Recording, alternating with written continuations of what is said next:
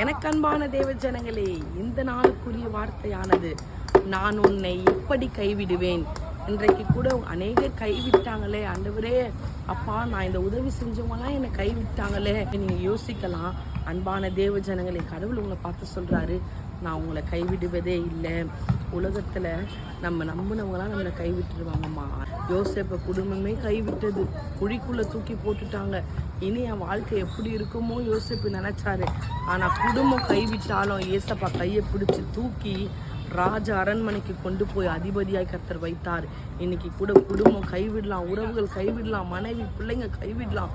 ஆனால் கர்த்தர் சொல்றாரு, நான் கைவிடாதவர். உன் கரத்தை பிடிச்சிட்டமா, மனுஷன் கைவிட்டாலும் நான் உன்னை கைவிடாதவர். உன் தலையை நான் உயர்த்த போறேன். ஆசீர்வாதமாயிருப்போம் மகளே. கர்த்தர் தாமே ஆஸ்வதிப்பார். ஆமென்.